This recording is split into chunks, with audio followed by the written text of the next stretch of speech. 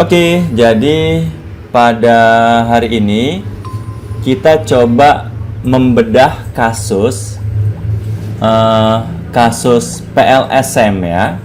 Jadi modelnya seperti yang kita lihat di sini ada variabel. Yang pertama ada variabel kecerdasan emosional, kemudian ada variabel dukungan sosial, ada variabel WLB work life balance, ada variabel kepuasan kerja, dan variabel kesehatan mental.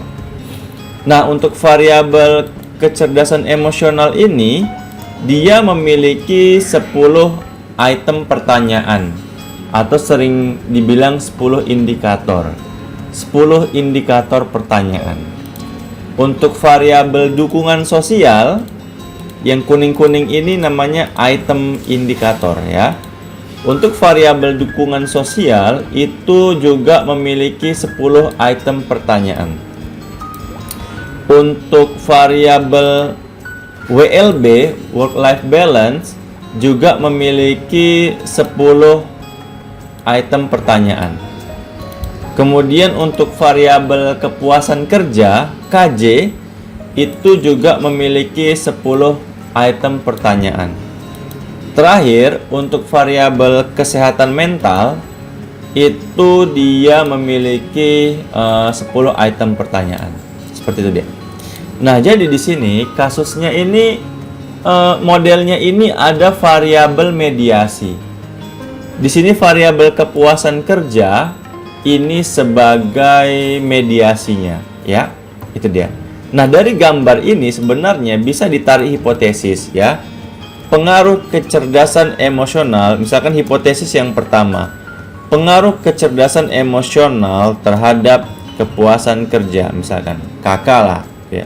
Yang kedua, pengaruh dukungan sosial terhadap kepuasan kerja. Kan ada panahnya nih kan. Kemudian pengaruh WLB terhadap KK.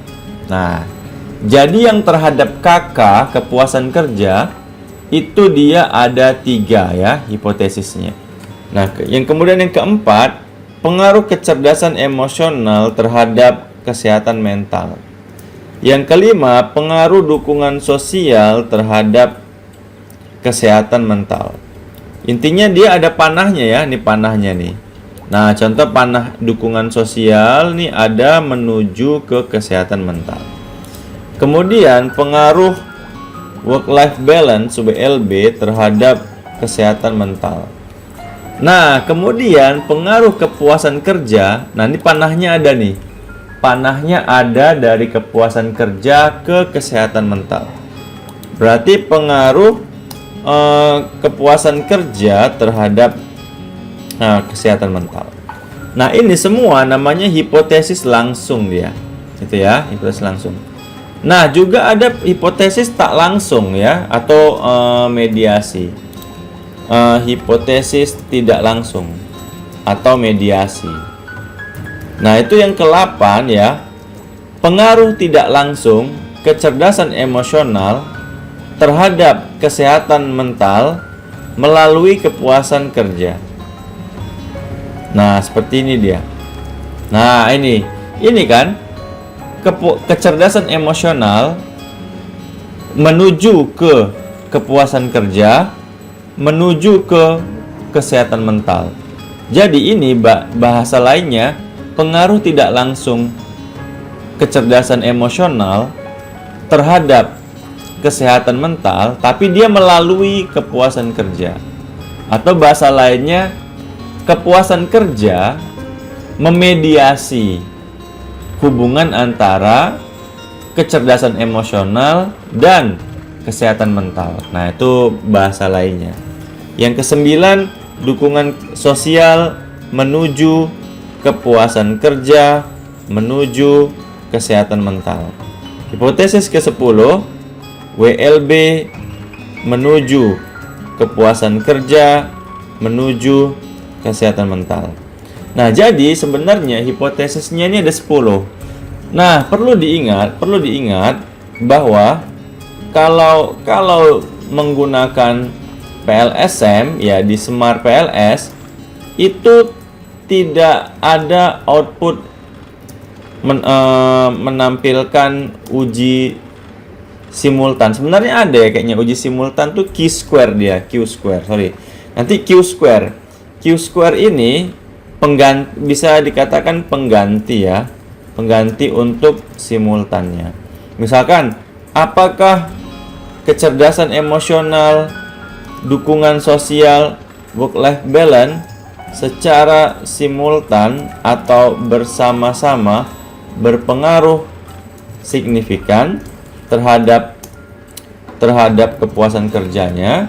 Kemudian apakah KE, kecerdasan emosional, dukungan sosial, WLB, dan kepuasan kerja secara simultan berpengaruh signifikan terhadap kesehatan mental.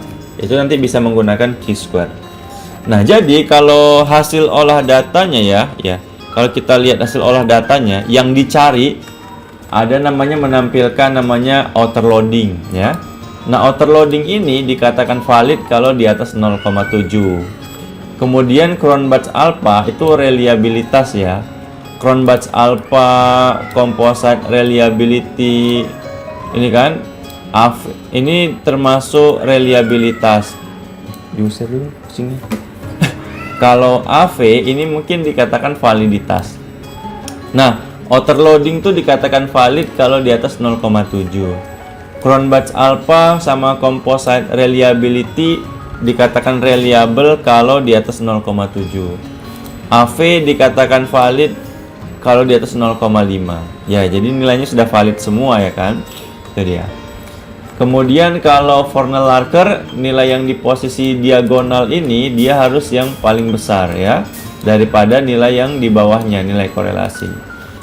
Nah, kalau HTMT ya, HTMT ini dikatakan lolos ya, valid kalau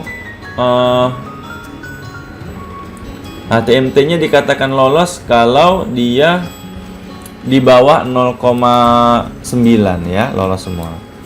Nah, setelah dia valid dan reliable, baru kita akan menjawab hipotesisnya. Ini hipotesisnya. Ini hipotesisnya ya, hipotesisnya diterima semua ya, p-value-nya di bawah 0,05 atau t statistiknya di atas 1,96. Jadi hipotesisnya ini diterima semua. Oke. Sekarang kita coba praktek olah data ya. Kita buat aja misalkan data ingat ya, pertama kita buat data dalam teks dokumen dulu ya. Kalau saya ya, teks dokumen kita buat aja data untuk Smart PLS. Oke. Nah, kemudian dari sini saya copy datanya nih ya. Di copy datanya. Ini di copy semua datanya. Ada 100 responden ya. Oke, di copy semua. Kemudian kita pindahkan di sini ya. Paste, jangan lupa di save. Nah, kemudian ini Smart PLS-nya. Ya, kita bisa import data yang baru aja ya. Import data yang baru. Data untuk Smart PLS ini. Nah, kemudian import ya. Kemudian nah, kita balik lagi ke projectnya. Ini seperti ini, kita bisa kecilkan ya. Nah, kita bisa ganti menggunakan data untuk Smart PLS. Gitu ya. Nah, kemudian calculate PLSM algorithm ya. Nah, di sini kita bisa melihat nilai outer loadingnya, start calculation. Nah, di sini kita bisa melihat nilai outer loadingnya nih. Nah, outer loading ini valid semua ya, karena nilainya di atas 0,7.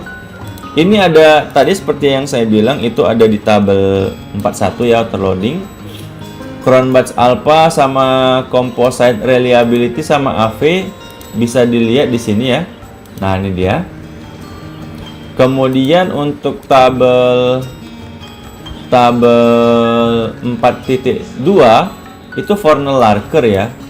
Bisa dilihat di sini Fornell-Larker, discriminant validity Fornell-Larker, ini dia.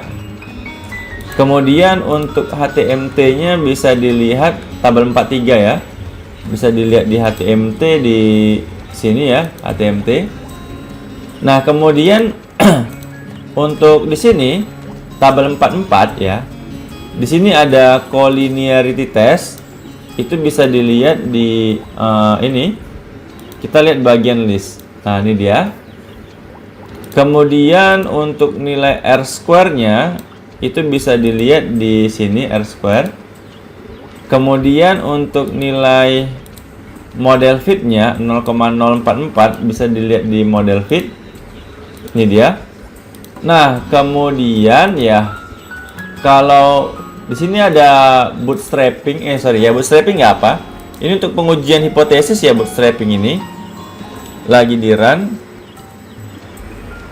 Nah, ini bootstrapping untuk pengujian hipotesis di sini ya. Nah, ini dia ya, ini p-value-nya, ini t statistiknya, itu ada di sini ya. Nah, ini p-value-nya, nilai dari sini nih diambil ya, itu dia. Kemudian ini untuk pengujian mediasinya bisa dilihat di specific indirect effect ya. Ini dia. Terakhir untuk pengujian simultan bisa lihat di chi-square-nya, simultannya. Itu namanya blindfolding untuk pengaruh simultannya. Nah, ini untuk mendapatkan chi-square-nya ada di sini. Nah, ini dia. 0,435 sama 0,755. Nah, ini dia. Ya, sama. Nah, seperti itulah cara prakteknya. Terima kasih.